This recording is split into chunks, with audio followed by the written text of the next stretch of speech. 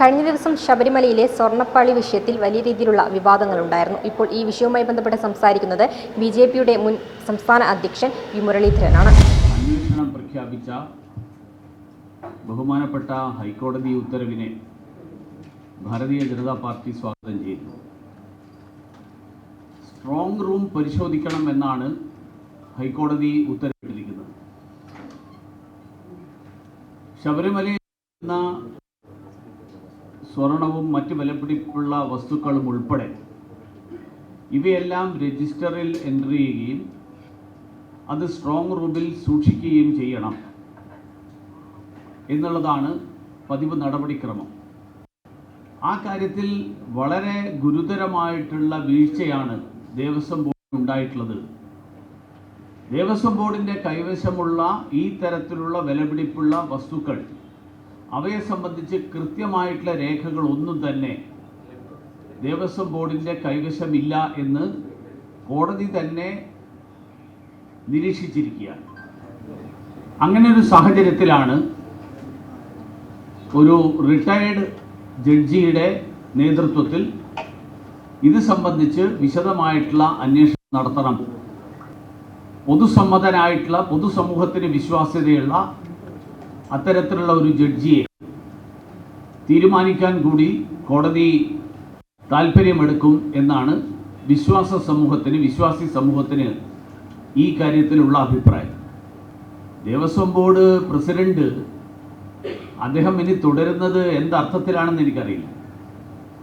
വാസ്തവത്തിൽ അദ്ദേഹത്തിന് അല്പമെങ്കിലും ഈ പറഞ്ഞ കാര്യങ്ങളുടെ അർത്ഥം മനസ്സിലായിട്ടുണ്ടെങ്കിൽ അദ്ദേഹം സ്വയം രാജിവെച്ചു പോകണം, ഇല്ലെങ്കിൽ സർക്കാർ അദ്ദേഹത്തെ മാറ്റണം. കാരണം ഇങ്ങനെ ഒരാളുടെ നേതൃത്വത്തിൽ തിരുവിതാംകൂർ ദേവസ്വം ബോർഡിൻ്റെ നിയന്ത്രണത്തിൽ ശബരിമലയും അതുപോലെയുള്ള ക്ഷേത്രങ്ങളുടെ സ്വത്ത് സുരക്ഷിതമായിരിക്കുമോ എന്നുള്ള സംശയം ഹൈക്കോടതി തന്നെ പ്രകടിപ്പിച്ച പശ്ചാത്തലത്തിൽ, ആണോ എന്നുള്ള സംശയം പ്രകടിപ്പിച്ച പശ്ചാത്തലത്തിൽ അങ്ങനെ ഒരാളുടെ നേതൃത്വത്തിൽ ദേവസ്വം ബോർഡ് തുടർന്ന് പ്രവർത്തിക്കണോ വേണ്ടയോ എന്നുള്ള ചോദ്യമാണ്.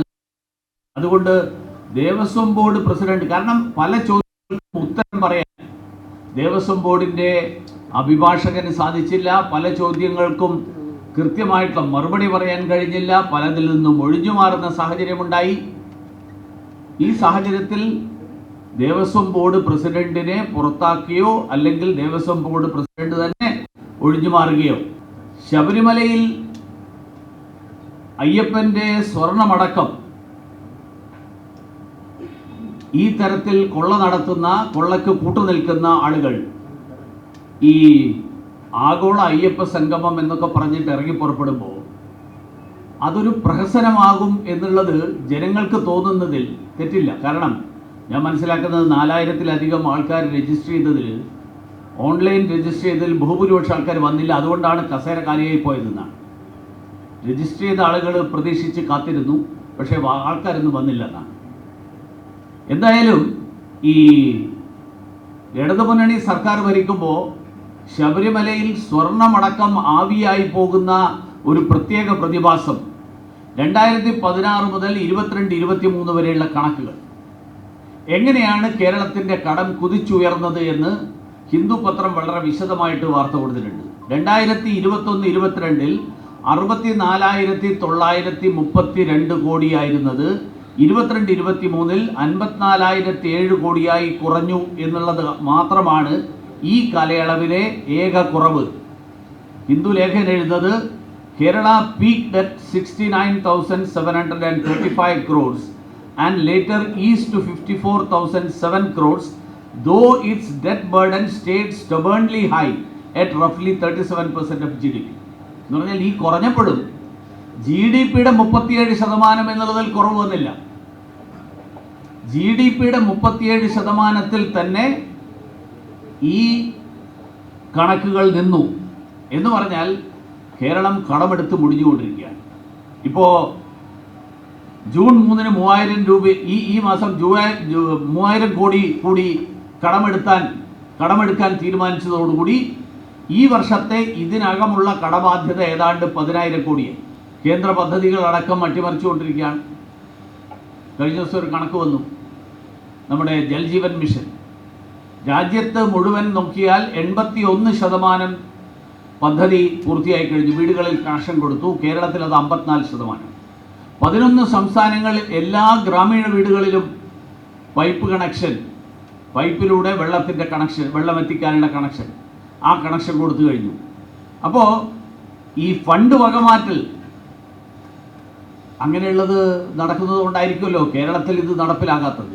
ഉദാഹരണത്തിന് ലോകബാങ്കിൻ്റെ ഫണ്ട് നാളികേര പദ്ധതി നടപ്പിലാക്കാൻ വേണ്ടിയിട്ടുള്ള 139 കോടി രൂപ, 139.65 കോടി രൂപ അത് വകമാറ്റിയത് മാധ്യമങ്ങൾ തന്നെ പുറത്തു കൊണ്ടുവന്ന വിവരമാണ്. അപ്പോൾ ഈ ഒരു അടിയന്തര പ്രമേയം എന്നുള്ള പേരിലുള്ള ചർച്ച, ആ ചർച്ച തന്നെ പ്രതിപക്ഷവും ഭരണപക്ഷവും ചേർന്നിട്ടുള്ള ഒരു ഇന്ത്യ സഖ്യത്തിൻ്റെ ഭാഗമായിട്ടുള്ളൊരു തീരുമാനം എന്നുള്ളതിനപ്പുറത്ത് ഈ ചർച്ചയ്ക്ക് മറ്റൊരു പ്രസക്തിയുമില്ല. വാസ്തവത്തിൽ കേരള നിയമസഭ അവർ ഈ ഏകകണ്ഠമായിട്ട് പാസ്സാക്കുന്ന പ്രമേയങ്ങൾക്ക് എന്ത് സംഭവിക്കുന്നു എന്നുള്ളതെങ്കിലും ഒന്ന് വിലയിരുത്തിയിരുന്നുവെങ്കിൽ ഈ പൊതുഖജനാവിൻ്റെ പണം മുടിക്കാൻ വേണ്ടിയിട്ട് ഈ തരത്തിൽ നിയമസഭയുടെ വിലപ്പെട്ട സമയം, ആ സമയം ചെലവാക്കുന്നതിൽ നിന്ന് സർക്കാരിനും പ്രതിപക്ഷത്തിനും അതിൽ നിന്ന് വിട്ടുനിൽക്കാനുള്ള ഒരു തീരുമാനം എടുക്കാൻ കഴിയുമായിരുന്നു. വഖഫ് ഭേദഗതി കോടതിയുടെ പരിഗണനയിലുള്ള വിഷയം, നിയമസഭ പ്രമേയം പാസ്സാക്കുന്നു. അബ്ദുൽ നാസർ മദനി കോടതിയുടെ പരിഗണനയിലുള്ള വിഷയം, നിയമസഭ പ്രമേയം പാസ്സാക്കുന്നു.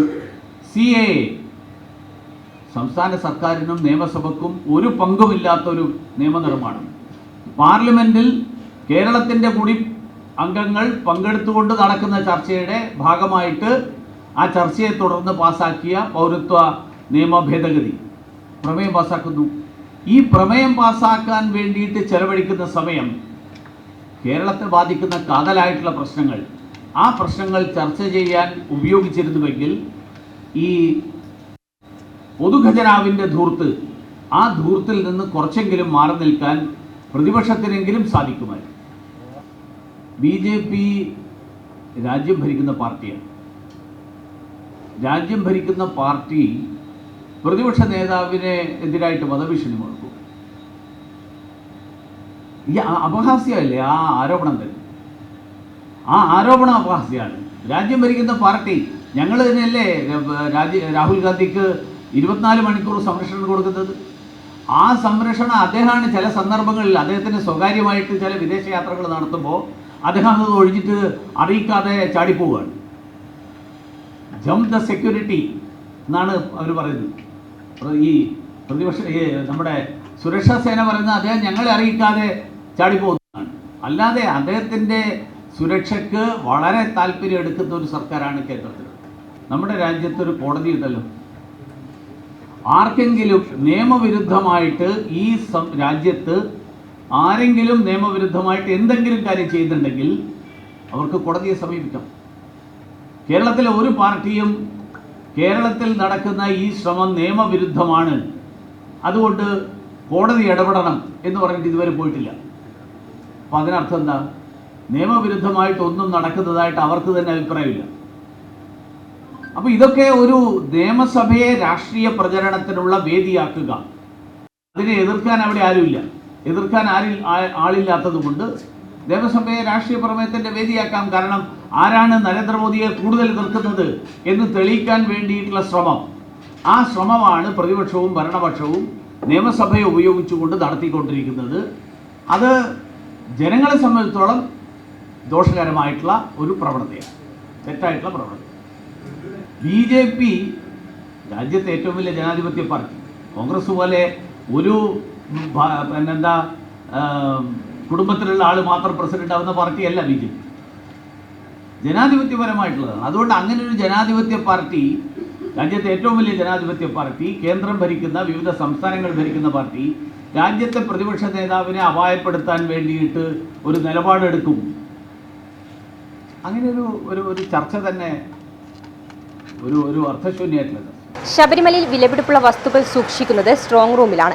ആ ഒരു സ്ട്രോങ് റൂമിൽ നിന്നും ഈ ഒരു സ്വർണ്ണങ്ങൾ മാറ്റുമ്പോൾ അതിൽ കൃത്യമായ രേഖകൾ ഉണ്ടായിരിക്കണം. എന്നാൽ ഇതിൽ ദേവസ്വം ബോർഡിന് വലിയ വീഴ്ചയാണ് പറ്റിയിരിക്കുന്നത്. അതിനാൽ ഈ ഒരു ദേവസ്വം ബോർഡിന്റെ പ്രസിഡന്റ് അടുത്ത ദിവസങ്ങളിൽ രാജിവെക്കണമെന്നാണ് അദ്ദേഹം പറഞ്ഞത്. കൂടാതെ ഇടതുമുന്നണി ഭരിക്കുന്ന സമയങ്ങളിൽ മാത്രം എന്തുകൊണ്ടാണ് ഇത്തരത്തിൽ സ്വർണ്ണങ്ങൾ ആവിയായി പോകുന്നതെന്നും അദ്ദേഹം ചോദിച്ചു.